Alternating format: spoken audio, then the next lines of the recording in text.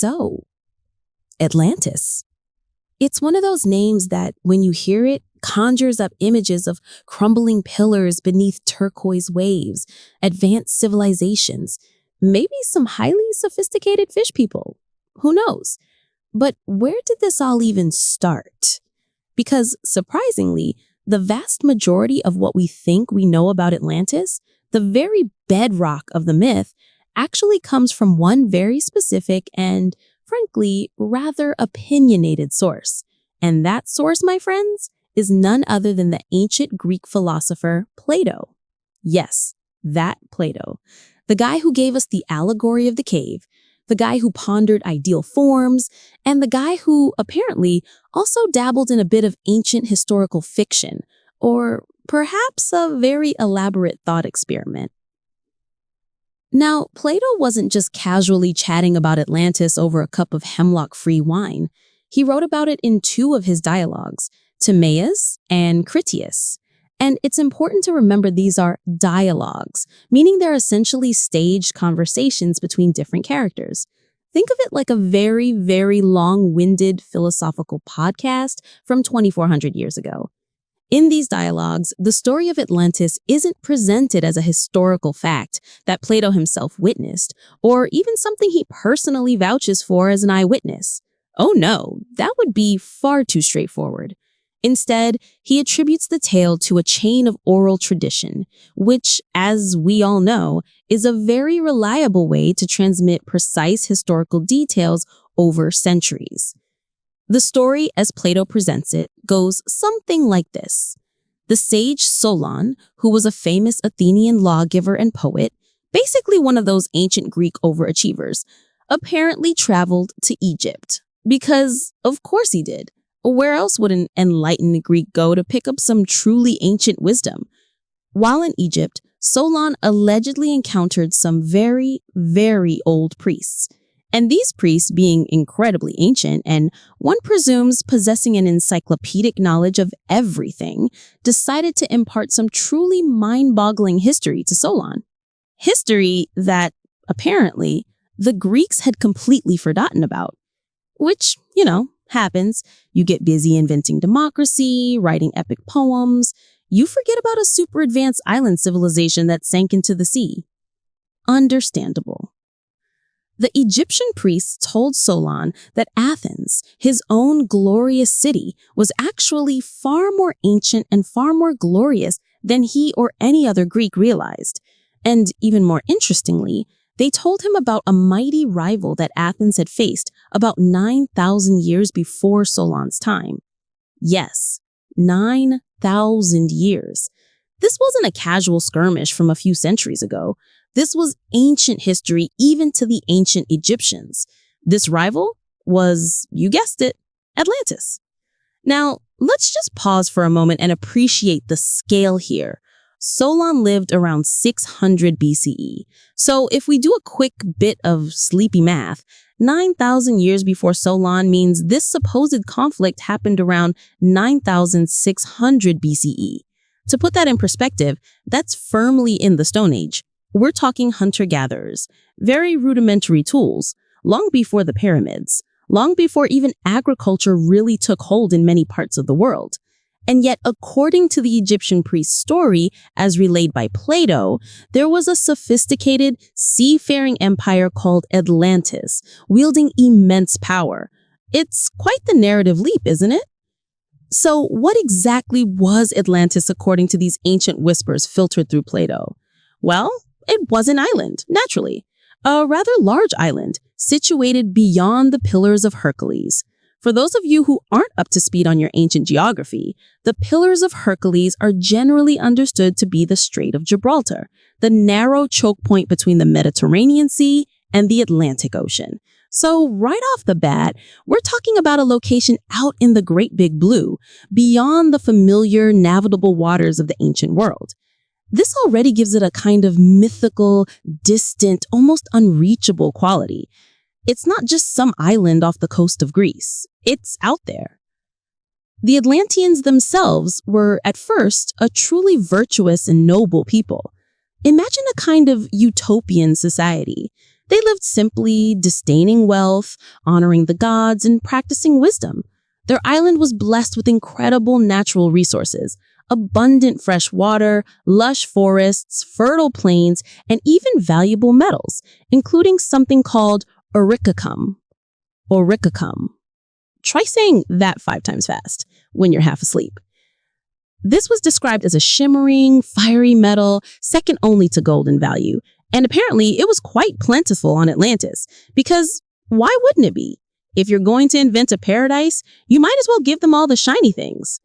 The island itself was engineered by Poseidon, the god of the sea, because of course it was. He fell in love with a mortal woman named Callisto, and together they had 5 sets of twin boys, 10 sons in total. And Poseidon, being a doting and extremely powerful father, decided to carve out a magnificent kingdom for his offspring.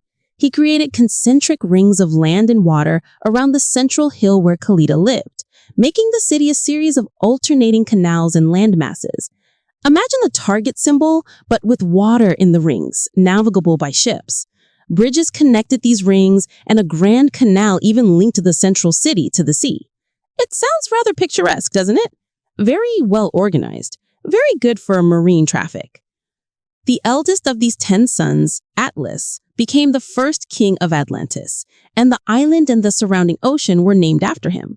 His 9 brothers were made rulers over the other divisions of the island, creating a sort of confederacy of kings, all descended from Poseidon himself. This dynastic setup meant that the Atlantean rulers were essentially demigods, infused with divine power and wisdom. And for generations, these kings ruled wisely and justly, maintaining the prosperity and harmony of their island nation. They built magnificent temples, harbors, docks, and incredibly elaborate public works. They constructed hot and cold springs for public baths, because even ancient demigods appreciate a good spa day, right? Their military was formidable too. The text describes a standing army, vast navies, and the ability to field immense numbers of chariots and warriors. They controlled not only their own vast island, but many other islands in parts of the continent. Their empire stretched into Libya as far as Egypt and into Europe as far as Tyrrhenia, which is roughly modern-day Italy. So this wasn't just a quaint little island paradise. This was a bona fide superpower, dominating a significant chunk of the ancient world, all from its oceanic perch beyond Gibraltar. It was, in short, a magnificent civilization, technologically advanced, socially harmonious, and militarily dominant for a while. Because, and here's the inevitable twist in any good ancient story, especially one told by a philosopher trying to make a point, things started to go downhill. As the generations passed, the divine blood in the Atlantean rulers became more and more diluted. The human element started to take over, and with it, the less desirable traits of humanity: greed, ambition, a thirst for power, and a general moral decay. They began to forget their virtuous ancestors and their divine heritage. They started to crave wealth and conquer for conquest's sake. They used their immense power and resources not for good, but for selfish gain and dominance. This moral decline led them to become arrogant and aggressive. They launched an invasion, setting their sights on conquering all the lands within the Pillars of Heracles, including, of course, the ancient Athenians. This is where the story circles back to Solon's supposed discovery. The Athenians, in their own glorious, albeit forgotten past, stood alone against this mighty Atlantean empire. They bravely fought back, rallying other Greek states and eventually, according to the narrative, defeating the Atlantean invaders. They liberated the enslaved peoples and protected the Hellenic world from tyranny. It was, in this telling, Athens' finest hour, a moment of unparalleled heroism and virtue. But as soon as this triumph was achieved, the gods, specifically Zeus, became rather annoyed. They had been watching the Atlanteans' moral decline with increasing displeasure, and after their failed invasion and the general debauchery that had set in, Zeus decided enough was enough. He gathered the other gods for a big meeting, a divine council, if you will, to discuss what punishment should be meted out to the corrupt Atlanteans. And this is where the Critias dialogue abruptly ends. Plato, for whatever reason, never finished the second dialogue, leaving us hanging right at the precipice of divine judgment. However, the Timaeus dialogue does give us the conclusion, though in a much more concise fashion. It states that due to their hubris and moral degradation, and a single day and night of misfortune, the island of Atlantis vanished into the depths of the sea. Just like that. Poof. Gone. Swallowed by the ocean, taking with it all its advanced technology, its wealth, and its increasingly corrupt inhabitants. All that remained was impassable mud shoals in the sea where it once stood, making future navigation difficult. A stark, dramatic, and quite permanent solution to a problem of moral decay. So that's the story in its purest Platonic form, a flourishing, technologically advanced, divinely founded empire that succumbs to human frailties, tries to conquer the virtuous Greeks, and then gets summarily wiped off the map by an angry pantheon of gods. It's a grand, sweeping narrative, full of moral lessons and heroic deeds. And it's important to keep in mind, throughout all the subsequent theories and searches, that this is pretty much all we have from antiquity about Atlantis. There are no other detailed accounts, no other ancient historians corroborating this tale. It's Plato, and pretty much only Plato, who introduces Atlantis to the historical record, such as it is. Now, why would Plato, a serious philosopher, create such a vivid and detailed account of a lost civilization? Was he merely trying to entertain? Was he genuinely relaying an ancient truth? Or was there something else at play? Many scholars lean towards the idea that Atlantis was a device, a philosophical construct, rather than a literal historical account. Plato often used myths and allegories to illustrate his philosophical points. And what better way to highlight the virtues of his ideal state, his perfect republic, than to contrast it with a powerful, once noble civilization that falls due to moral decay? In this interpretation, Atlantis serves as a cautionary tale. It's the antithesis of the ideal society Plato envisioned. It shows what happens when even divinely favored rulers succumb to human greed and ambition. The brave ancient Athenians who defeat Atlantis represent the virtues of a truly just and courageous state, selfless, disciplined, and dedicated to freedom. It's a way for Plato to idealize ancient Athens and to critique the decadent political realities of his own time, all wrapped up in a wonderfully dramatic package. He's saying, look, this is what happens when you stray from virtue. This is why my philosophical principles are so important.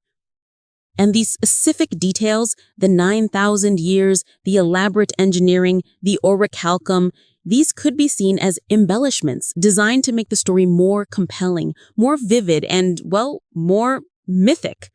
If he just said, there was this okay island that sank, it wouldn't quite have the same impact, would it? He crafted it perfectly to serve his philosophical agenda. The dramatic demise, the single day and night of catastrophe, it all reinforces the idea that hubris and moral corruption lead to swift and devastating divine punishment. It's a very Greek concept, this idea of hubris leading to nemesis. So when we consider Atlantis from Plato's perspective, it seems less like a literal historical document and more like a carefully constructed thought experiment, a grand philosophical fable. It's a testament to his storytelling abilities that this particular fable has resonated so deeply and persisted for so long. Because despite the lack of corroborating evidence, despite the rather obvious philosophical agenda, the idea of a lost, advanced civilization swallowed by the sea is just too tantalizing to let go of. It taps into something primal in us, a yearning for lost wonders, for secret histories, for a time when things were perhaps more magical, or at least more tragically dramatic. And this, my friends, is where the story truly begins to become interesting. Because once Plato put Atlantis out there, it ceased to be just a philosopher's fable. It took on a life of its own, evolving, morphing, and capturing the imaginations of countless individuals who would come after him. People would read Plato, nod sagely at his philosophical points, and then immediately start wondering, but wait, what if it was real? What if Plato, in his philosophical musings, accidentally stumbled upon or knowingly embedded a kernel of truth? What if somewhere beneath the waves, those magnificent concentric circles and orichalcum temples are still waiting to be found? This question, this persistent what if, is what has fueled centuries of speculation, expeditions, and indeed some truly spectacular pseudoscientific theories. But we'll drift into those murky waters a little later. For now, let's just ponder the elegance of Plato's initial narrative, a philosopher's perfectly crafted myth that refused to stay a myth. Now, once Plato sets the stage with his magnificently morally charged disaster story, we float into the very human tendency to just completely ignore the philosophical underpinnings and focus solely on the spectacle. People, you see, love a good mystery, and the idea that such a highly advanced civilization could just be gone, that is tantalizing. It's catnip for the curious, the adventurous, and, let's be honest, the slightly unhinged. So immediately, or at least soon after, people start trying to figure out where exactly this island was. They stopped asking, what was Plato trying to tell us about virtue? And started asking, where's the map? Even in antiquity, people were divided. Some, like Aristotle, Plato's student, were reportedly dismissive, figuring his old teacher was just spinning a yarn. They felt the whole thing was an elaborate fiction designed to make a philosophical point. And frankly, this seems like the most straightforward interpretation. But then you had people who took Plato completely at his word. They assumed he must have had access to some genuinely lost Egyptian records. Why else would he be so specific about the concentric canals and the orichalcum? They felt that a philosopher of his stature wouldn't just invent something so detailed out of thin air, even though, Socrates was literally a fictional character in most of his works, but let's not quibble over details. So the search began, and it quickly became quite broad. Plato's clear. Atlantis was a massive island beyond the Pillars of Heracles, the Atlantic Ocean. Seems straightforward, right?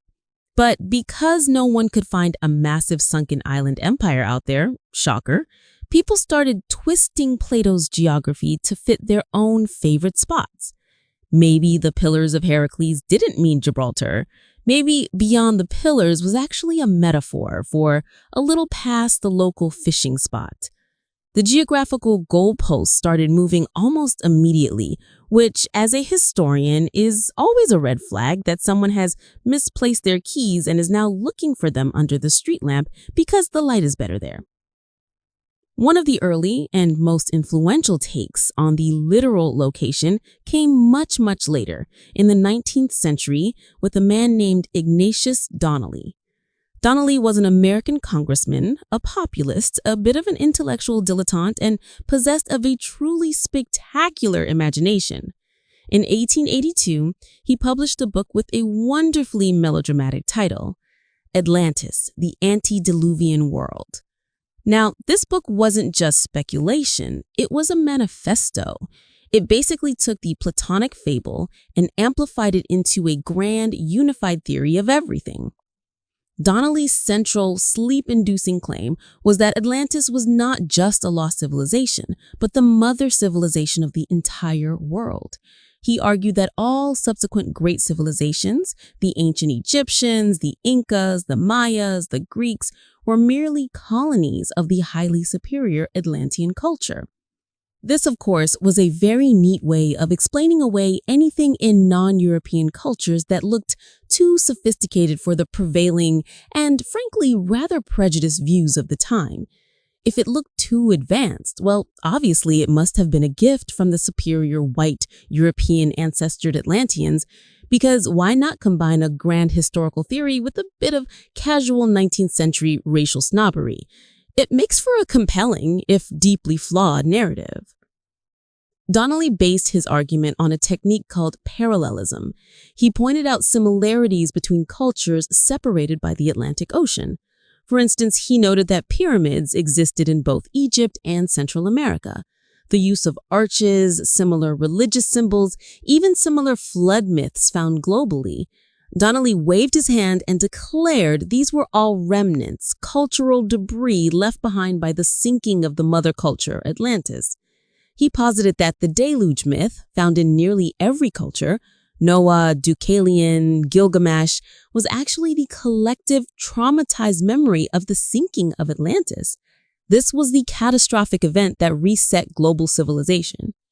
And it was a brilliant, if utterly unprovable, stroke of genius. It gave a kind of pseudo-scientific gravity to the Plato story. It wasn't just a sunk city, it was the entire foundation of human history. Naturally, the book was a massive hit.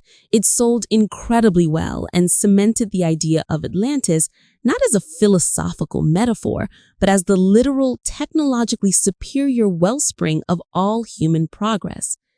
This book is essentially the reason why when you hear Atlantis, you immediately think of laser beams and flying machines rather than Plato's moral critique.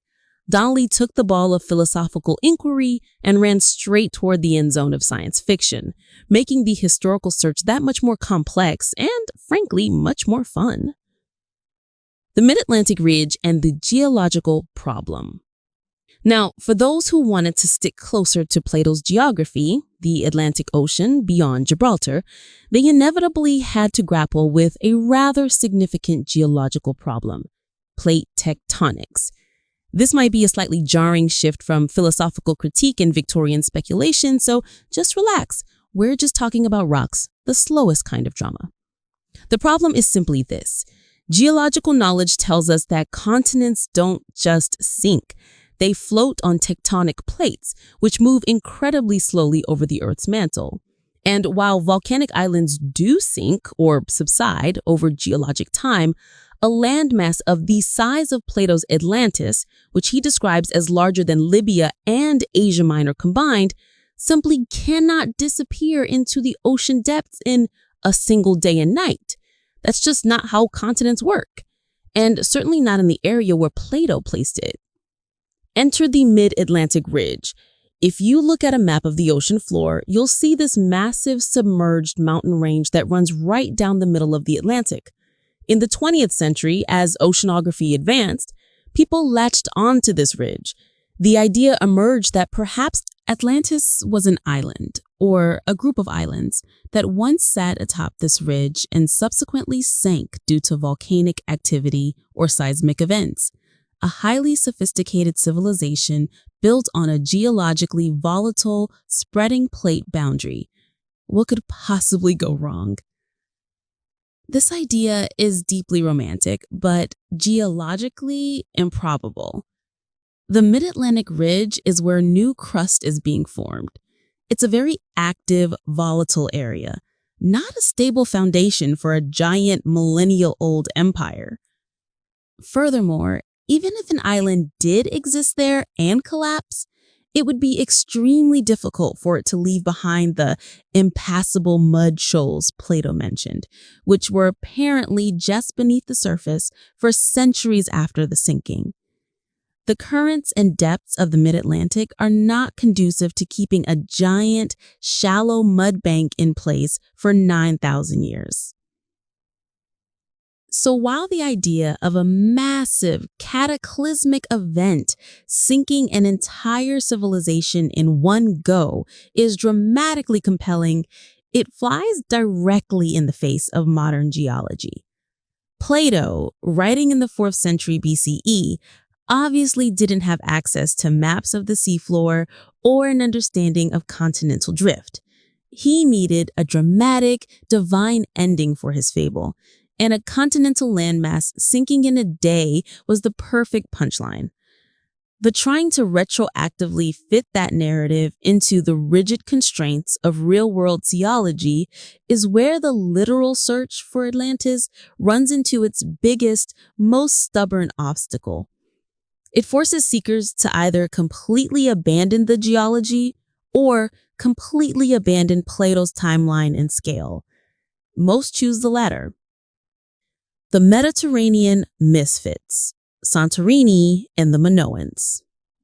Because the Atlantic proved so geologically uncooperative, the search inevitably turned back to the Mediterranean, even though Plato explicitly said beyond the Pillars of Heracles. These theorists argue that Plato, or Solon, or the Egyptian priests must have simply made a mistake about the distance and the date. A small, understandable 9,000-year transoceanic error. The most famous of these Mediterranean theories revolves around the Greek island of Thera, which is now known as Santorini. Thera was home to the Minoan civilization, a powerful, advanced Bronze Age culture that flourished on Crete and other Aegean islands. They were sophisticated traders and builders and are often cited as Europe's first advanced civilization. They had large, complex palace structures like Knossos on Crete, written language, linear A, and elaborate plumbing and artwork. What makes Thera a compelling candidate is the fact that around 1600 BCE, it experienced one of the largest volcanic eruptions in human history, the Minoan eruption or the Thera eruption. This event blew out the center of the island, creating the massive crescent-shaped caldera you see today. The resulting eruption would have generated huge tsunamis that devastated the entire Aegean Sea, including the nearby coast of Crete, home to the heart of the Minoan world. The ashfall and the resulting disruption to weather and trade would have severely weakened the entire Minoan civilization, leading to its eventual decline and collapse. Now, let's look at the parallels with Atlantis. A highly advanced island civilization, the Minoans certainly fit this bill for the Bronze Age. Catastrophic destruction by fire and water. The Thera eruption provided the massive volcanic blast and the subsequent tsunamis. The island did sink, or rather, the central portion collapsed into the sea. Destruction in a single day and night. While the collapse of the Minoan civilization was a prolonged affair, the eruption itself, the cataclysmic event, certainly happened over a very short time. The problem, of course, is the timeline and the location. The eruption happened around 1600 BCE, which is 900 years before Plato's time, not 9,000 years. And Thera is firmly inside the Pillars of Heracles, not beyond them. The theory suggests that the story of this real-life catastrophe, the destruction of the Minoans by the volcano, was passed down through oral tradition to the Egyptian priests and then to Solon, who then gave it to Plato. And somewhere along that long chain, the date was exaggerated by a factor of 10, from 900 to 9,000, and the location was mistakenly moved from the Aegean to the Atlantic, a sort of historical game of telephone where the message gets wildly distorted but retains a core truth. It's an intellectually appealing theory because it connects a clear, documented historical event to the myth.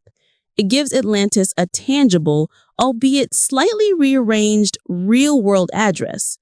For many archaeologists, the Thera-Minoan connection is the most satisfying explanation, suggesting that Atlantis is a euphemism, a legend based on a distortion of real historical events. It's a very tidy solution, provided you're willing to dismiss two of Plato's most explicit details, the location and the date. And this is the core struggle of the Atlantis mystery, the conflict between the philosopher's truth and the literalist's truth. Plato wanted to tell us about the dangers of imperial hubris and moral decay using a perfectly crafted narrative tool. The seekers, fueled by Donnelly's romantic vision, want to find the drowned city with its oralchem and its advanced technology. But the pursuit, even the flawed, literal pursuit, has had a fascinating history of its own. It's led to countless expeditions, massive academic debates, and a whole genre of books and documentaries. People have looked in the most peculiar places. The Canary Islands. They're volcanic, they're in the Atlantic, and they're beyond Gibraltar. The Bermuda Triangle. Because naturally, if something is lost, it must be near a place where things supposedly get lost. Off the coast of Cuba, where researchers found some intriguing yet inconclusive underwater stone structures. The Eye of the Sahara, Rechat structure, a massive circular geological dome in Mauritania, which some have speculated matches the concentric circles described by Plato. The problem? It's landlocked and, not in the ocean. Each theory requires some degree of intellectual gymnastics to reconcile it with Plato's text. You have to assume the Egyptians lied, or Solon misheard, or Plato confused an inland sea with the ocean, or the geography changed, or the timeline is wrong. The very persistent nature of the myth seems to lie in the fact that it is just ambiguous enough. Clear enough to be intriguing, but vague enough to be applied to almost any ancient coastal tragedy or interesting geological formation.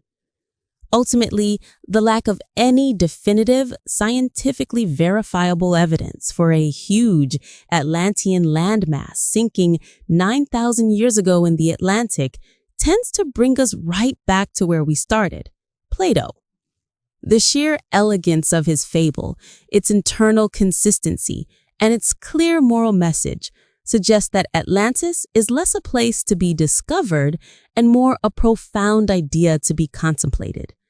An idea of what happens when power outstrips virtue, and a reminder that even the grandest civilizations can be swept away in a single devastating moment. It's a very soothing thought, really, when you're trying to sleep. Even the mightiest empire can be undone by a single, well-placed tsunami of divine displeasure. Let's now gently turn our attention away from the literal hunt and consider another aspect that makes Atlantis so persistent in our modern imagination. So, we've established that the historical and geological evidence for a literal, gigantic, Atlantic-sunk superpower called Atlantis is, shall we say, a little thin. We've got Plato's elegant moral fable, and then we have centuries of enthusiastic misinterpretation. But the fascinating thing about Atlantis is that it hasn't just been confined to academic debates about ancient geography. It has truly flourished in the realm of the esoteric, the occult, and perhaps most vividly in the vast shimmering pool of pop culture.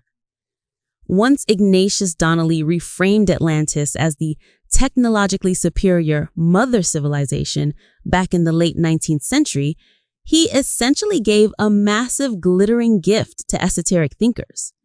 They weren't just looking for an ancient Greek rival. They were looking for a source of lost mystical knowledge and advanced spiritual power. If Atlantis was the wellspring of all civilization, perhaps it also held the secret to ultimate wisdom, forgotten sciences, and perhaps even some really cool psychic abilities. One of the most significant figures to take up the Atlantean mantle in the 20th century was Edgar Cayce, often called the Sleeping Prophet. Cayce was an American Christian mystic who gave thousands of readings while in a trance-like state.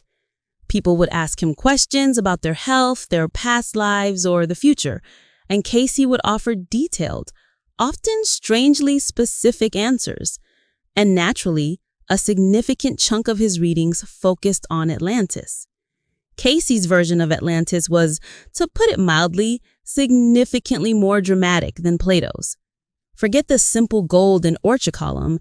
Cayce described an incredibly advanced society that possessed technology far beyond our own, including something he called the Firestone or Great Crystal. This crystal was the ultimate source of power, capable of generating energy, flying airships, providing psychic connections, and basically doing everything short of brewing a decent cup of coffee. It was the technological core of their civilization. But, and here's the kicker, the Atlanteans in Cayce's readings, being quite advanced but ethically challenged, used their powerful crystal technology recklessly. They became morally decadent and misused their science, eventually causing a series of great disasters, the final one of which sank the main continent. This echoes Plato's moral decay theme, but replaces Zeus's divine retribution with the self-inflicted technological meltdown, a much more modern and arguably much cooler form of destruction. Crucially, Casey didn't just stop there. He claimed that many people currently alive in the 20th century were reincarnated Atlanteans. These people, he suggested, retained the psychic, spiritual, or technological knowledge from their past lives. This gave his followers a very compelling personal connection to the lost city. It wasn't just ancient history, it was their history. And the implication was clear. If they could unlock that latent Atlantean knowledge, they could help guide humanity toward a better future, or at least get some neat psychic powers. Casey even offered a prediction. He claimed that parts of Atlantis would rise again, specifically in the area of the Bahamas, Bimini, sometime in the late 1960s. This prediction was, of course, a massive unfulfilled hook for his followers. But when the Bimini Road was discovered in 1968, a linear formation of stones underwater off the coast of Bimini North, Casey's followers immediately declared it proof that Atlantis was beginning to rise. Unfortunately, geologists and archaeologists have pretty much universally concluded that the Bimini Road is a natural formation, a beach rock structure fractured by the sea, not an ancient Atlantean wharf. But as we've learned, inconvenient facts rarely deter a true Atlantean enthusiast. The Blavatsky influence and the Theosophists. Edgar Casey was by no means the first to inject this kind of spiritual power into the Atlantean narrative. Long before him, there was Helena Petrovna Blavatsky, the highly influential, often controversial, and incredibly verbose founder of the spiritual movement known as Theosophy. Blavatsky, in her sprawling, sleep-challenging magnum opus, The Secret Doctrine, 1888, established a truly epic quasi-evolutionary timeline for humanity based on the concept of root races.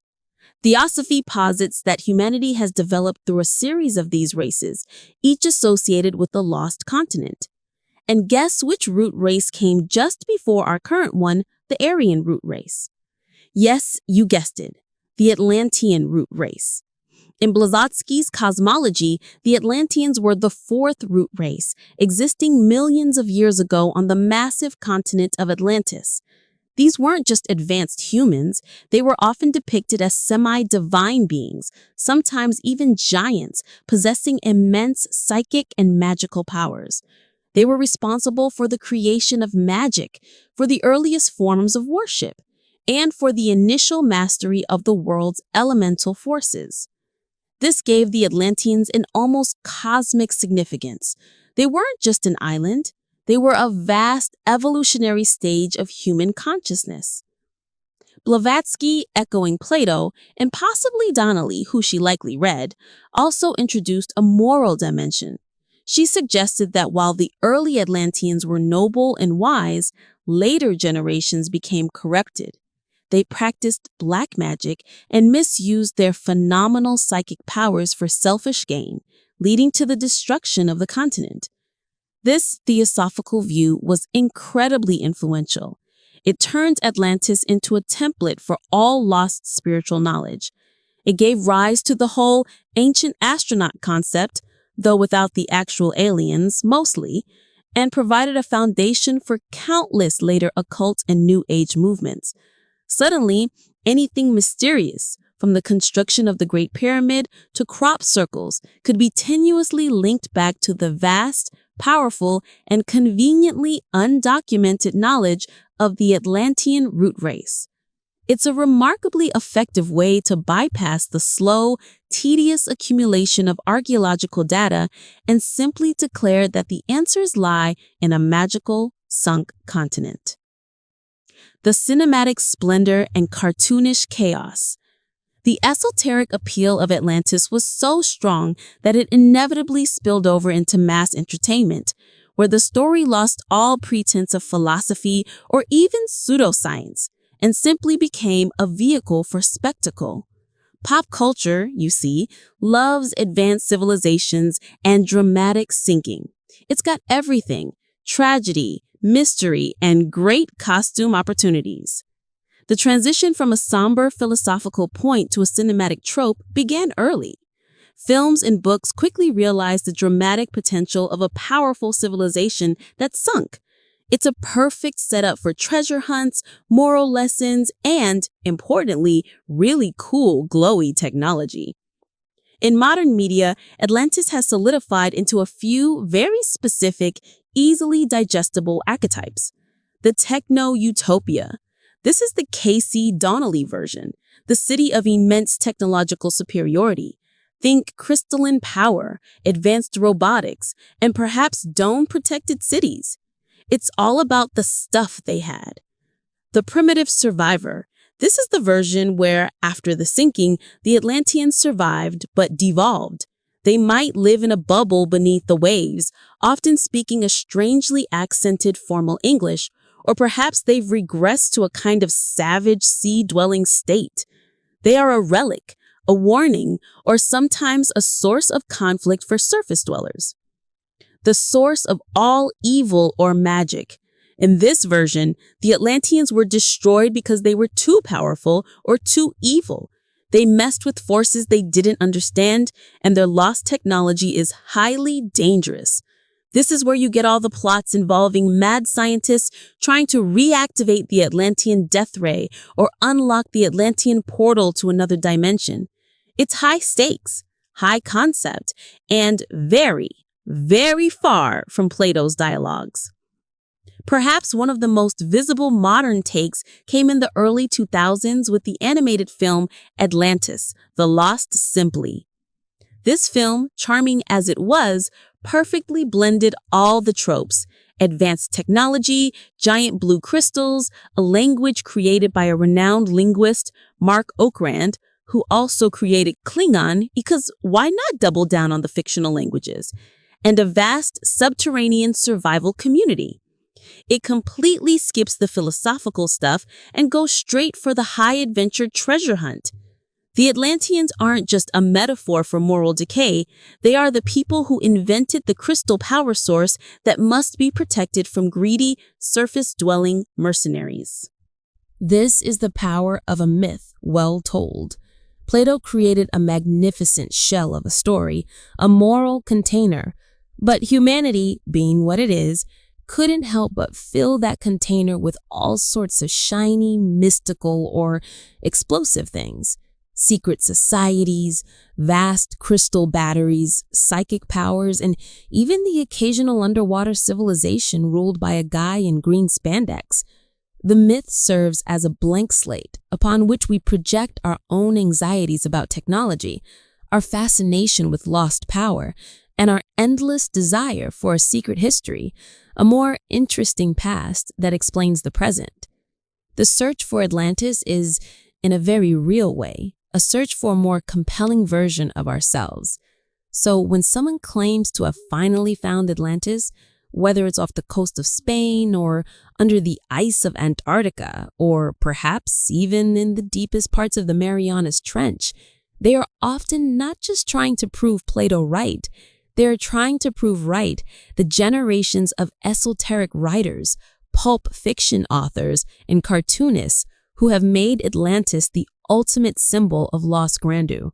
The real Atlantis, in a sense, exists not in the Atlantic, but in the vast, submerged landscape of the human collective imagination. A comfortable thought as we let the waves of history gently rock us to sleep.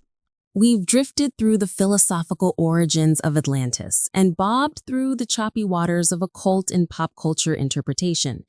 Now, let's bring ourselves back to the slightly firmer, though still shifting ground of serious, modern archaeological and geographic speculation. Even though the Atlantic Ocean is generally dismissed as a viable location for a sinking continent, The search for a civilization that matches at least parts of Plato's description continues.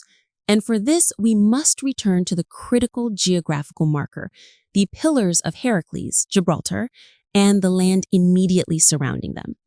One of the most persistently interesting and, frankly, quite plausible theories that has gained traction in recent years focuses on a location just inside the Pillars of Heracles, in what is now modern-day Spain. This theory looks for a massive coastal city or series of settlements that were wiped out by a massive, quick catastrophe, leaving behind evidence of the kind of disaster Plato described. The region in question is the Doñana National Park in southern Spain, near the city of Cadiz. The reasoning here is quite clever.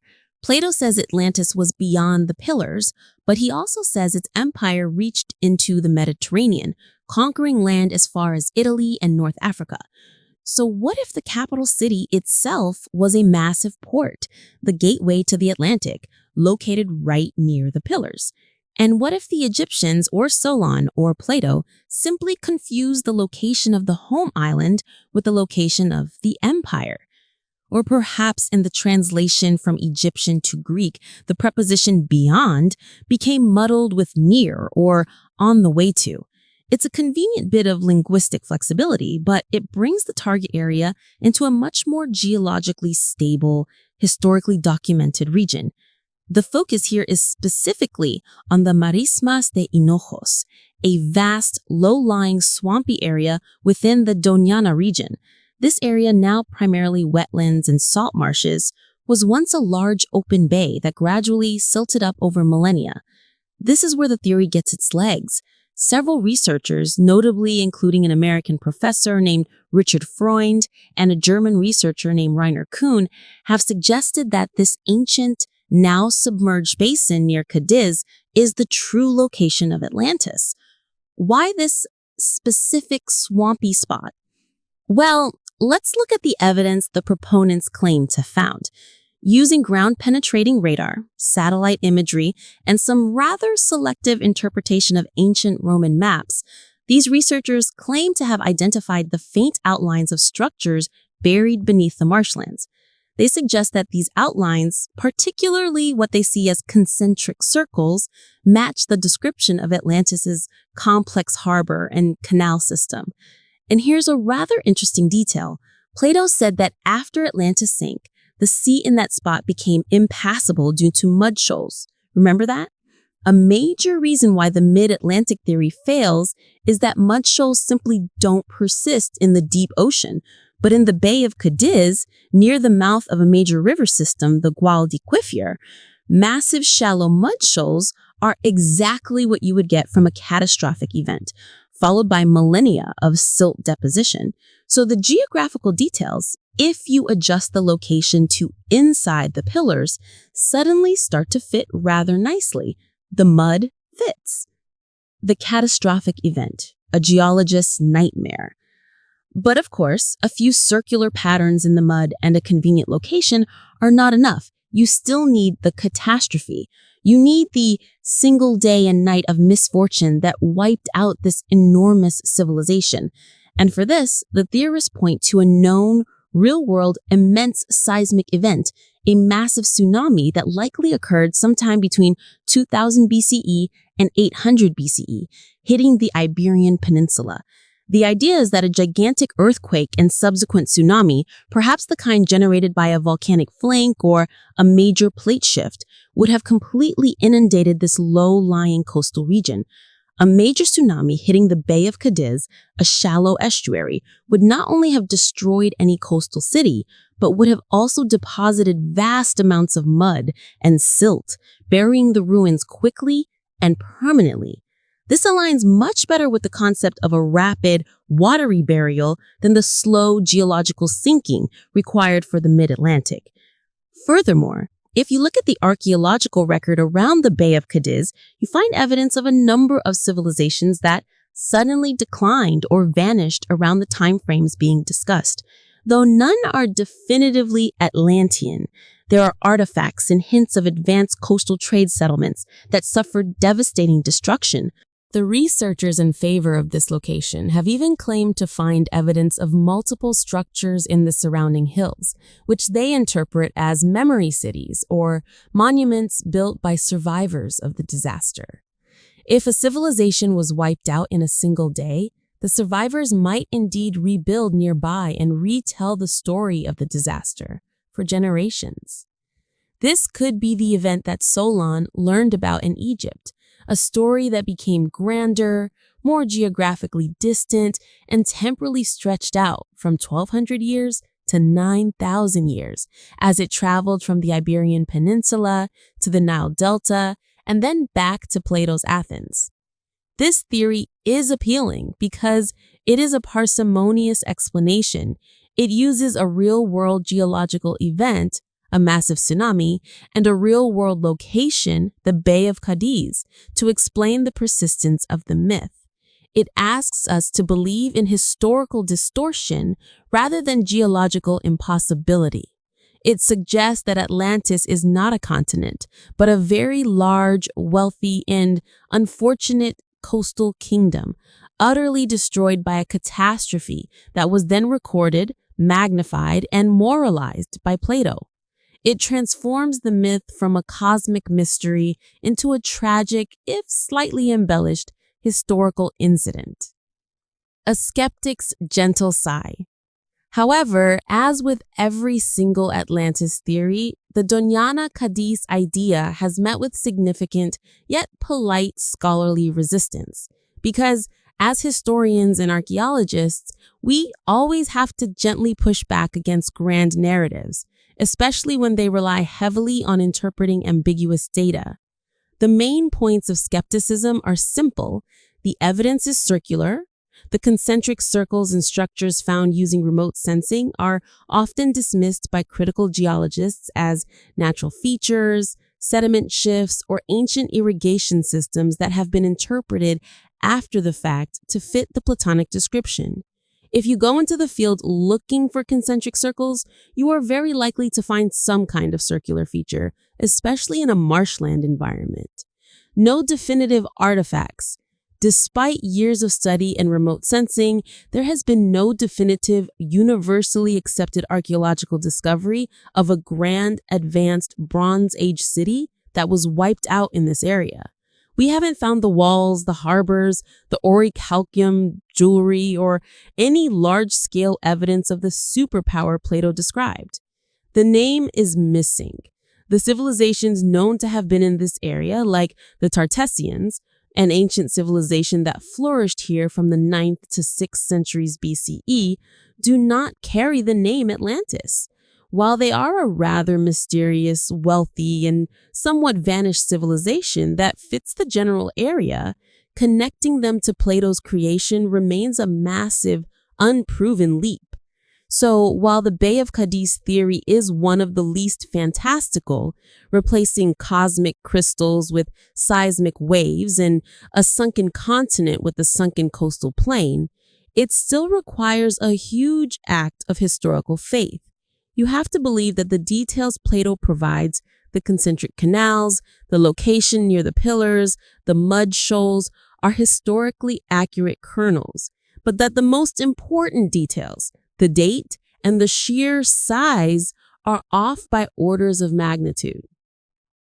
It's a lovely thought to imagine that the answer lies just beneath a Spanish swamp, a forgotten Tartessian port that was swallowed by a rogue wave and then memorialized forever by a philosopher seeking a good moral counterexample.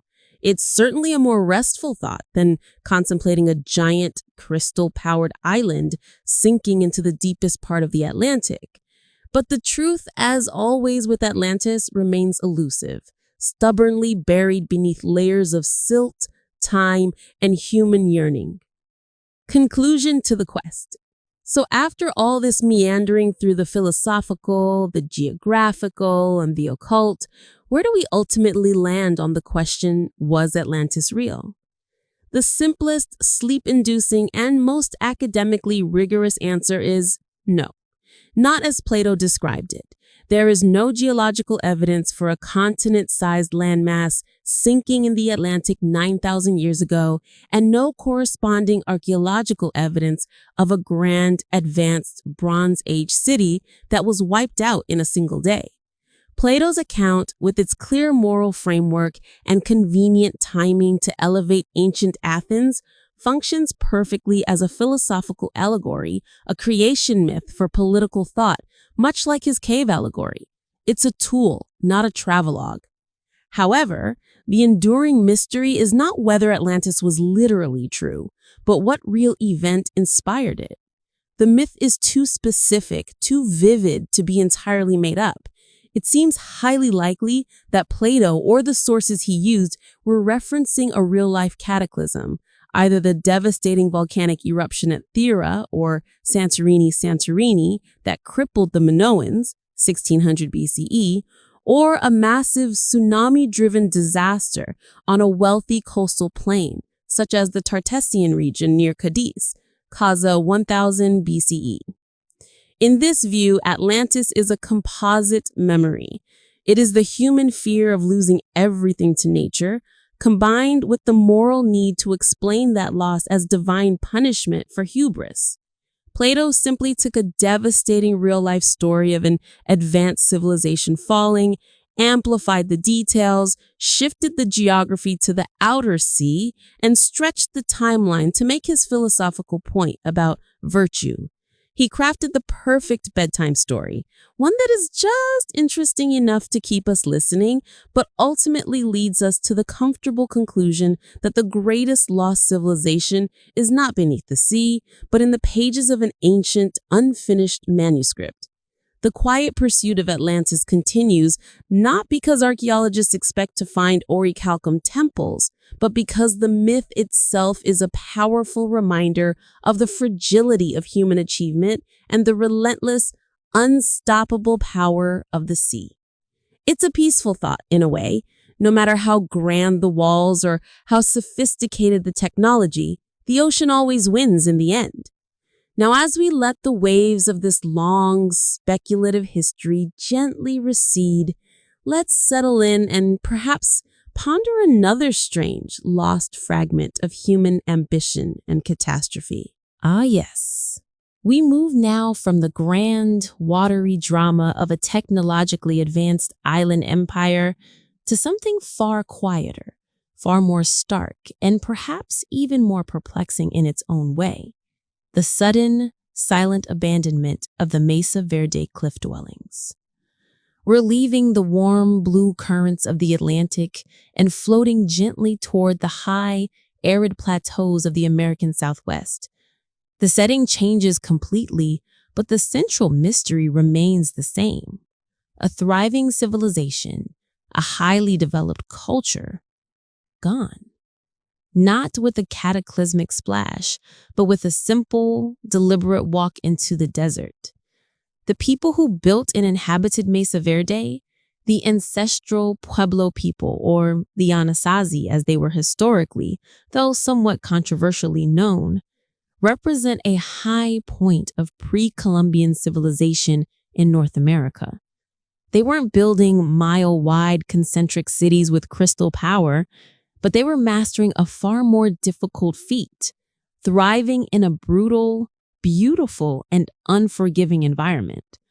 The structures they left behind, particularly the famous cliff dwellings like the Cliff Palace, are marvels of dry stacked stone masonry, engineering, and cooperative effort.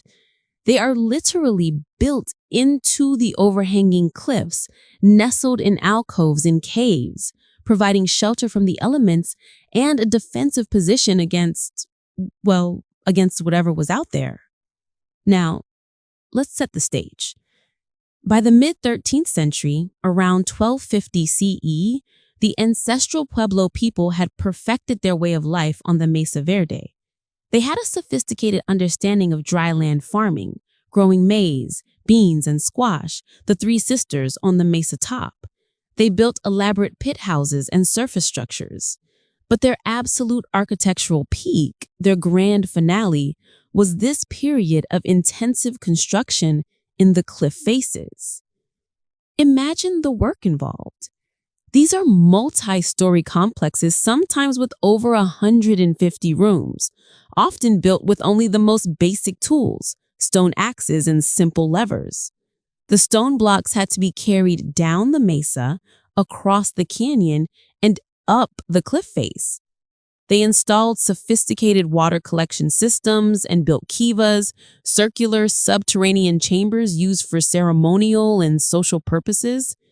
This was a thriving, organized, and deeply spiritual society at the absolute height of its power and artistry. And then, just like that, it stopped. The generally accepted date for the final mass departure from Mesa Verde is around 1285 CE. It's not just one or two families deciding to move, it's an entire regional abandonment. Within a few decades, all the major cliff dwellings and mesa top sites in the Four Corners region, Mesa Verde, Hoven Weep, Canyon de Chelly, were completely empty. The people didn't return. They didn't leave a note saying, "Gone south, be back later." They just locked up the equivalent of their entire regional civilization and walked away. The silence is deafening. Why would a people abandon such well-constructed, defensible, and spiritually significant homes? Homes built with immense labor and deep connection to the land. It's a puzzle that has fueled anthropological debate for a century. And the answer is complex, probably involving multiple compounding factors, a kind of perfect storm of ecological and social pressures. The crewless factor: drought and climate change. The single most accepted and compelling explanation for the abandonment is climate change, specifically a prolonged and severe drought. You see, the Southwest climate is inherently volatile, oscillating between periods of relative abundance and devastating dryness. The Pueblo people were masters of adaptation, but even masters have their limits. Around 1276 CE, the region entered what is known as the Great Drought, a period of intense aridity that lasted nearly 24 years until about 1299 CE. This is not some gentle shift. This was a brutal, sustained lack of precipitation, confirmed by tree ring analysis, which provides a remarkable year-by-year record of moisture levels. When the rings are thin, the rain was sparse, and the drought was intense. The tree ring data for that period is simply catastrophic. For a civilization utterly reliant on rain-fed agriculture, growing crops on the mesa top, a drought of that length is an existential threat. The maize would fail. The reservoirs would dry up. The incredibly delicate balance they had struck with their arid environment was shattered. And when the main food source disappears, people can either starve or they can move. They chose to move. It's the simplest and often the most elegant explanation. The environment simply stopped supporting them. Adding insult to injury: environmental degradation. But it wasn't just the climate turning cruel. It was also the possibility that the Pueblo people had, perhaps unwittingly, pushed the environment past its breaking point before the drought hit. Imagine a highly successful civilization that has been building and growing for centuries.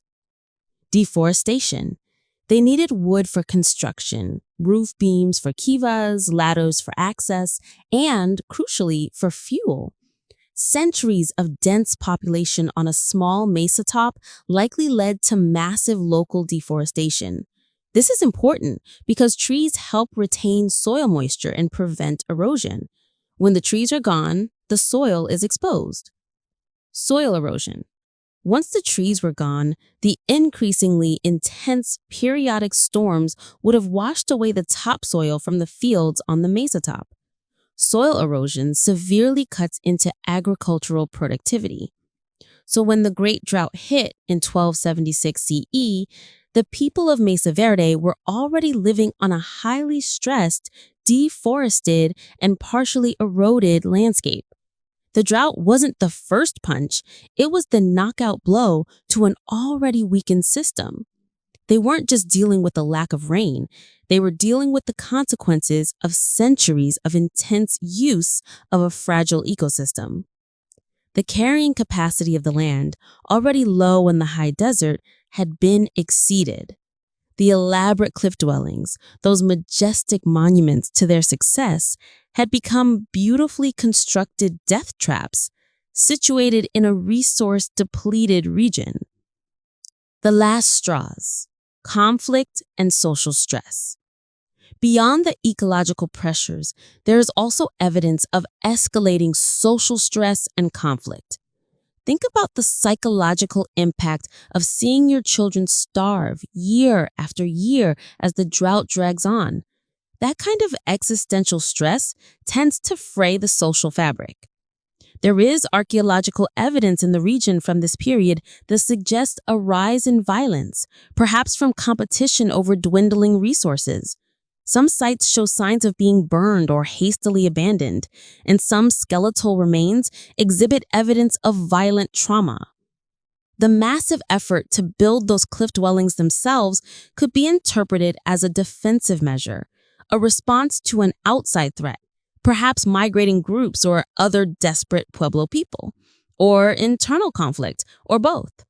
The cliffs offered excellent visibility and defense, suggesting that safety was becoming a major, consuming concern. They essentially retreated into their fortress homes. But you can't farm a cliff face, and if the attackers just wait out the drought, the defense is useless. Furthermore, the very complexity of the Pueblo society might have been its undoing. Complex societies require a lot of energy and stability to maintain. When the food supply collapses, it's not just the farmers who suffer. It's the elaborate social hierarchy, the ceremonial calendar, and the cooperative labor systems. People stop trusting the religious leaders when the rain dances fail for a decade straight. They stop trusting the community leaders when the food storage runs out. The system breaks down. The decision to leave, therefore, was likely a calculated, painful choice based on multiple intersecting failures: the unforgiving climate, the overtaxed land, and the resulting social breakdown. It wasn't a sudden flight from invaders, though that might have been a factor. It was a slow, agonizing realization that survival required a complete relocation to where the water still flowed. And so they moved. They didn't vanish in a mystical or technological disaster. They simply migrated south and southeast, eventually contributing to the founding of the modern Pueblo communities along the Rio Grande in New Mexico and the Hopi Mesas in Arizona. The legacy of their engineering and their art survived, absorbed into the succeeding cultures. The Mesa Verde mystery, therefore, is not the story of the fall of a great people, but the story of a great people making a brutally rational decision to survive. They abandoned their glorious homes, the heart of their world, to follow the water. They literally voted with their feet. It's a quiet tragedy of environmental reality and a potent, sobering parallel to the Atlantean myth. A reminder that even the most elaborate, beautiful, and deeply rooted civilizations are ultimately just passengers on a small, fragile planet, utterly dependent on the rain. Let's continue our slow, sleepy drift into historical disappearances, moving now from the parched cliffs of the American Southwest to the chilling fjords of Greenland. This is the story of the Norse settlements, a community that endured for nearly 500 years in one of the most brutal environments imaginable, only to vanish quietly, without a single distress call or surviving written history of their final moments. The saga, as it were, begins in the late 10th century around 985 CE with Eric the Red. Eric was, to put it mildly, a problematic neighbor. He was banished from Iceland, which itself was mostly populated by people banished from Norway, for a series of killings. So he sailed west with his longships and a handful of followers seeking the land rumored to be there, and he found it. Eric, being a shrewd marketer and a very early master of real estate spin, named this massive icy landmass Greenland. This was a deliberate choice, as he openly admitted, to make the place sound more appealing to potential settlers.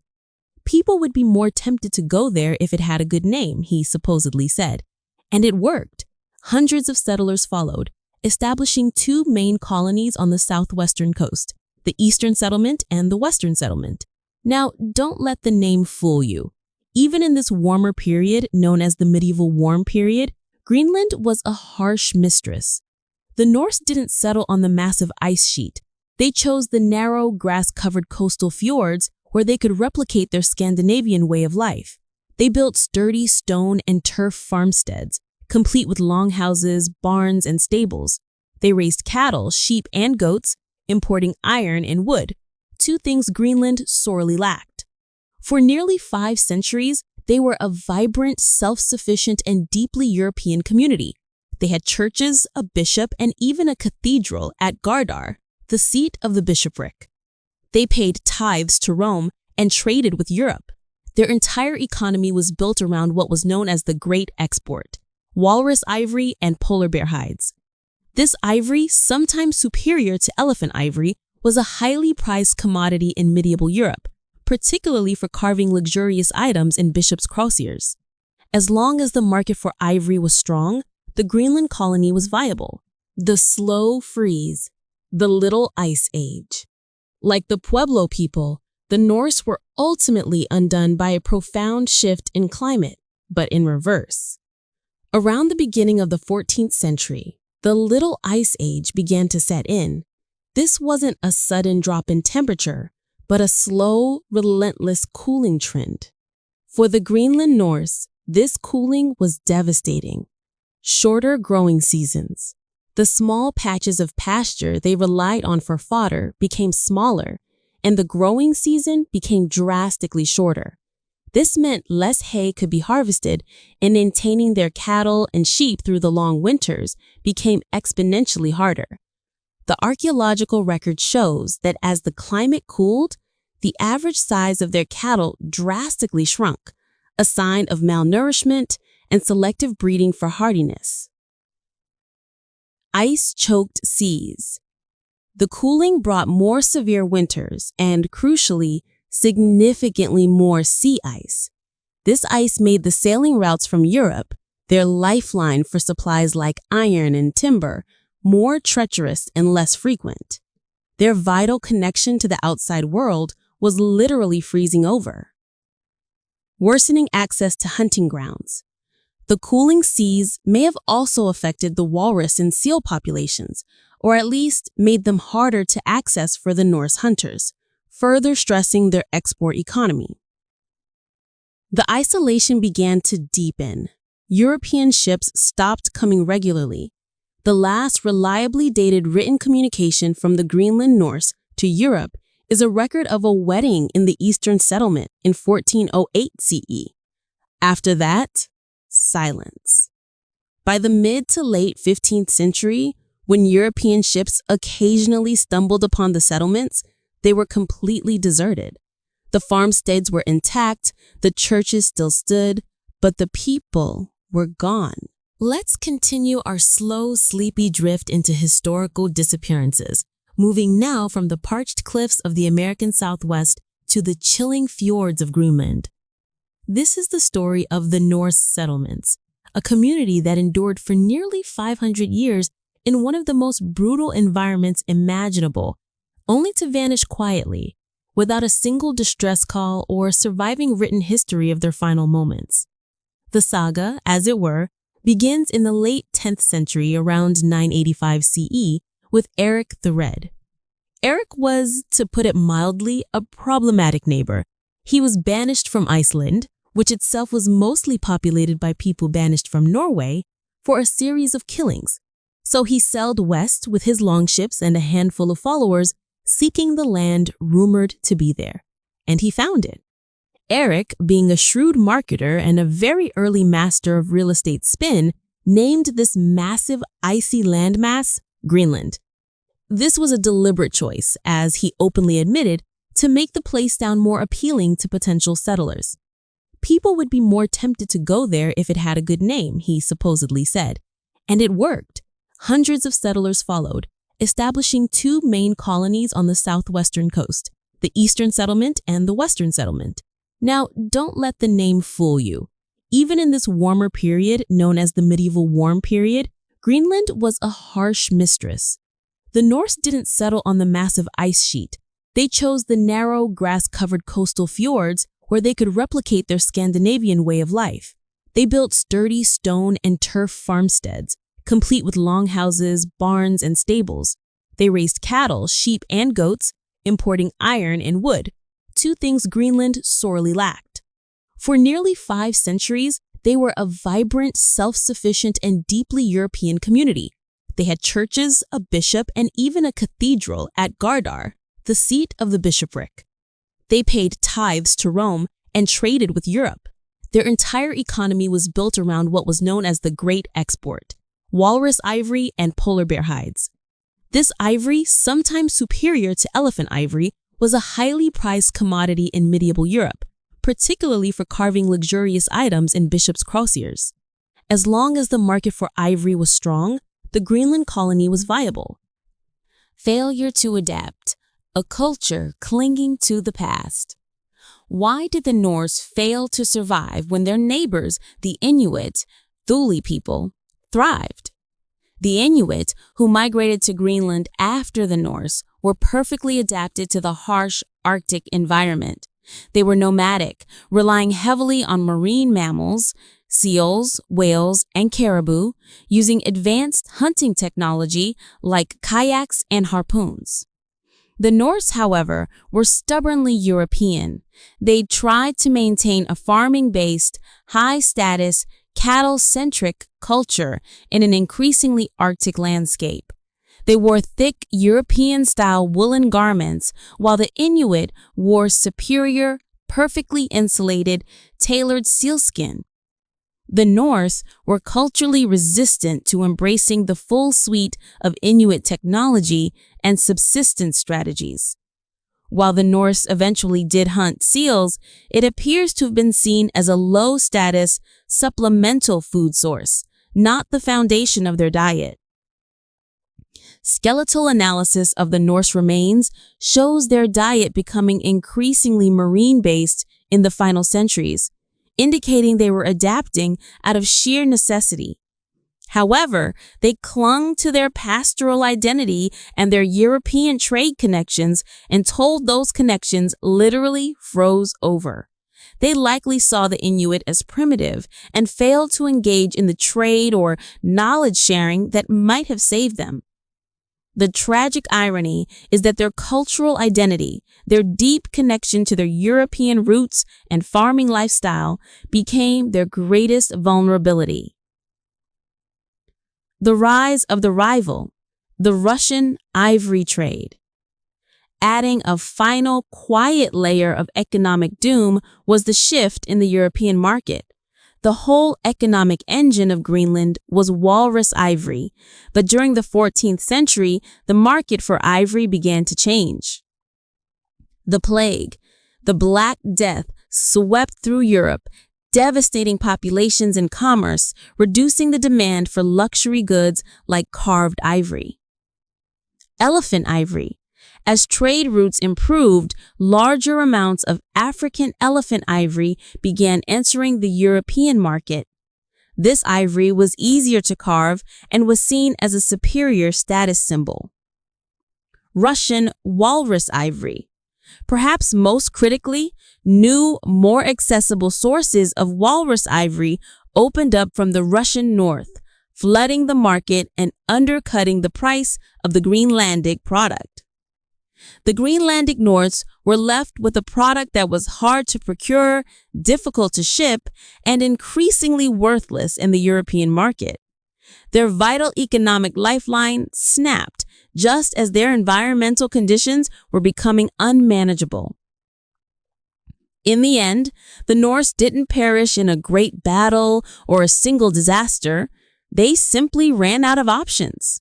As the climate cooled, as trade collapsed, and as their European identity prevented them from fully adopting the Inuit way of life, they likely either starved out slowly or more likely embarked on a final, unrecorded migration. They may have sailed back to Iceland or Norway, or perhaps simply joined the Inuit communities, leaving behind their ancestral homes to find a place where they could survive. The great mystery is the lack of any written account of the end. No ship logs, no desperate messages, just the silent abandonment of their homes. Their end was a gradual fade, a slow freeze-out dictated by the chilling hand of climate and the stubbornness of culture. Their settlements stand today, quiet ruins of stone and turf, a testament to 5 centuries of endurance and the final, quiet power of the ice. Let's shift our gaze once more, moving from the silent snows of Greenland to the shimmering ancient heart of the Mediterranean, the city of Alexandria in Egypt. Tonight, we're not talking about a lost land, but a lost treasure of human knowledge, the legendary Great Library of Alexandria. It's a story that's less about a sudden total vanishing and more about a slow, agonizing dissipation, clouded by centuries of moralizing propaganda and historical hand-wringing. The library, or more accurately, the Mausoleum, Temple of the Muses, and its associated research library was the intellectual powerhouse of the Hellenistic world. It was founded in the 3rd century BCE, likely under Ptolemy I Soter or his son Ptolemy II Philadelphus, both successors to Alexander the Great. Imagine the most prestigious university, archive, and research institute all rolled into one sprawling complex. The goal was simple, yet magnificent: to collect all the world's knowledge under one roof. The Ptolemies were utterly obsessed with this project. They dispatched agents across the known world to purchase, borrow, or, let's be honest, sometimes steal every book and scroll they could find. A famous, rather snarky anecdote tells us that every ship docking in Alexandria was searched and any books found were immediately confiscated, copied, and then the copy was returned to the owner, while the original was kept for the library. This was compulsory acquisition of intellectual property, ancient style. At its peak, the library is thought to have held an absolutely staggering number of scrolls, perhaps between 40,000 and 500,000. Given that a single scroll often contained just one book, this was an immense collection, dwarfing anything else in the ancient world. More than the sheer volume, it was the quality. This is where scholars like Euclid, the father of geometry, worked, where Eratosthenes calculated the Earth's circumference with astonishing accuracy, and where the Septuagint, the Greek translation of the Hebrew Bible, was reputedly created. It was the intellectual engine of an era. The library, however, carried the seeds of its own destruction, not in a single fiery event, but in the inherent fragility of its medium. Scrolls are made of papyrus, a natural reed that is incredibly vulnerable to fire, damp, insects, and simple decay. Maintaining such a vast collection required constant, meticulous copying, translation, editing, and preservation, a never-ending, thankless task. The myth of the single catastrophic fire. When people talk about the Library of Alexandria, they almost invariably ask, which fire burned it down? This points to the biggest misconception: the idea of a single, massive, definitive conflagration that erased the library in one terrible night. It's a satisfyingly dramatic story, the grand tragedy of knowledge lost, but it's probably wrong. There were, in fact, several historical moments involving fire or violence in Alexandria that are often cited as the library's end, creating a kind of confusing historical whodunit. Julius Caesar's accident, 48 BCE, this is the most famous and perhaps the most forgiving culprit. During Caesar's civil war, he was besieged in Alexandria. To prevent his fleet from being captured, he ordered the burning of his own ships in the harbor. The fire supposedly spread from the docks to the warehouse district, where a large portion of the library's stored papyri, or scrolls awaiting shipment, were kept. Caesar himself wrote about this, but he never mentioned burning the main scholarly building, the Museion, or its core collection. Scholars generally agree that this was a significant loss, perhaps destroying 40,000 or more volumes, but it was not the end of the library itself. It was more like the destruction of the bulk reserve stock. Aurelian's attack, circa 270 CE, centuries later, the Roman Emperor Aurelian besieged and recaptured Alexandria after it had revolted. During this brutal fighting, the Museion complex, which housed the scholarly community and the main library, was likely destroyed. This event, rather than Caesar's earlier mishap, is often cited by modern historians as the most probable end for the primary, working collection. By this point, however, Alexandria's intellectual prominence was already waning, and the library was likely a shadow of its former self. The final sleep-inducing culprit, the Arab conquest. The last great dramatic story, often the one cited in later historical accounts, involves the Arab conquest of Alexandria in 642 CE. This story paints the final villain as the Caliph Omar, who allegedly decreed the scrolls should be burned because of a simple, chilling logic. If these writings of the Greeks agree with the Book of God, the Quran, they are useless and need not be preserved. If they disagree, they are pernicious and ought to be destroyed. According to the tale, the immense collection of scrolls was then distributed to the city's bathhouses, where they were used as fuel for 6 months, heating the city's water supply. It's a powerful narrative, perfectly setting up the conflict between the supposedly closed-mindedness of the new conquerors and the brilliant, lost Hellenic past. But it's probably wrong. There was, in fact, no great library left to burn by 642 CE.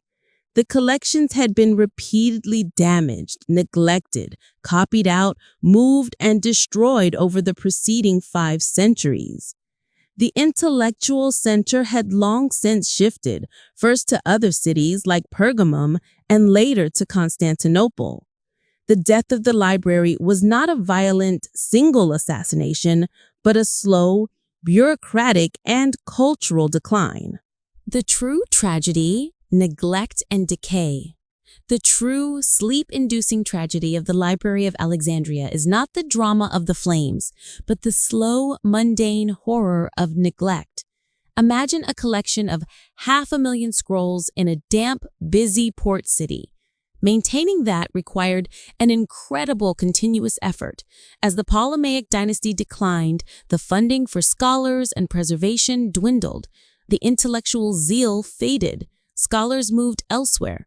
The effort to constantly copy and replace decaying papyri became too costly and too tedious. The ultimate silent killer of the library was likely the papyrus beetle, humidity, and a simple lack of budgetary priority. The Library of Alexandria didn't so much vanish as it dissolved. It wasn't one great smoking ruin, it was 1,000 smaller tragedies. A corner of a scroll nibbled by mice, a precious text used to wrap fish by an indifferent bureaucrat, a scholar leaving town with his favorite manuscripts, never to return. What we are mourning when we mourn the library is not the site itself, which likely became a ruin and was eventually built over, but the irreplaceable knowledge that might have been lost. Did they have a working steam engine?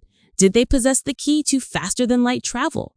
Probably not, but they almost certainly held texts on philosophy, astronomy, engineering, and history that we now only know through brief, tantalizing fragments or references in other surviving works. The loss is the vast, unknown potential, the dark hole in our understanding of the ancient world. The Library of Alexandria remains a powerful symbol of the fragility of human knowledge. It tells us that even the grandest attempts to preserve intellectual heritage can be undone by political turmoil, religious zealotry, and the simple, slow indifference of time. A potent thought as we drift off. All our knowledge, carefully recorded, can be undone by a single fire, or perhaps just a few decades of missed maintenance. Let's gently pivot from the loss of documented history to the loss of a historical person, or perhaps the creation of a person who never quite existed, the enduring myth of King Arthur and his gleaming, elusive court of Camelot. This is a story that has survived for over 1,000 years, not through physical ruins or scrolls, but through endless, dreamy retellings. King Arthur is the ultimate sleep-inducing historical ghost. Everyone knows the name, the sword and the stone, the Knights of the Round Table, and the quest for the Holy Grail. But ask a historian where to find the ruins of his kingdom, and you'll be met with a slow, thoughtful shrug. The reason is simple. The legend is a magnificent pile of literary invention, built upon the faintest, most ambiguous whispers of post-Roman British history. The story starts not with the king, but with the shadowy figure known as Arthur, who appears in the earliest Welsh chronicles. The key document here is the Historia Brittonum, traditionally attributed to the 9th century monk Nennius. This text mentions a military leader, a dux bellorum, leader of battles, named Arthur, who fought against the invading Anglo-Saxons in the late 5th and early 6th centuries, following the collapse of Roman rule in Britain. This Arthur is credited with fighting in 12 crucial battles, culminating in a spectacular victory at the Battle of Mount Badon. Crucially, Nennius does not call him a king. He's a warrior, a chieftain, a brilliant general, perhaps, fighting in the chaos of sub-Roman Britain, a dark, messy period where centralized power had dissolved and various Romano-British communities were trying to hold on to civilization against waves of Germanic invaders. If this historical Arthur existed, he was likely a Romano-British cavalry commander, wielding late Roman military tactics to fend off the barbarians. He was a defender of a dying civilization, not a king presiding over a court of chivalry. The literary alchemy, Geoffrey of Monmouth. The historical whisper of Arthur the warrior remained just that, a whisper, for centuries. Then, in the 12th century, a literary alchemist arrived, Geoffrey of Monmouth. This is where the story gets magnificent and completely untethered from reality. Around 1136 CE, Geoffrey wrote his hugely popular and incredibly influential work, Historia Regum Britannia, the history of the kings of Britain. Geoffrey took that shadowy military leader from Nennius and transformed him into King Arthur, the central figure of a grand, romantic, and utterly made-up history. Geoffrey gave Arthur a magical origin story, courtesy of Merlin, the magnificent sword Excalibur, a father named Uther Pendragon, a queen named Guinevere, and most importantly, the entire narrative arc of a powerful king who conquered vast swaths of Europe before being tragically betrayed by his nephew Mordred, leading to the final bloody battle of Camlan. It was fantastic fiction disguised as serious history, and medieval audiences absolutely ate it up. They wanted a glorious past for Britain, and Geoffrey delivered it with dramatic flair. This work created the myth of Arthur as we know it. But still, no Camelot. Geoffrey set Arthur's court at a place called Caerleon in Wales, or sometimes at Carlisle. The name Camelot itself didn't appear until nearly 50 years later in the works of the French poet Chrétien de Troyes. Chrétien, working for wealthy patrons in France, refined the story, adding the romantic element of courtly love, the first mentions of the Round Table, and giving Arthur's court the new catchy name of Camelot. Camelot, therefore, is not a historical ruin waiting to be found under a mound in England. It is a poetic invention. It is a literary device representing the peak of chivalry, justice, and refined courtly life, the perfect golden age that must inevitably be lost.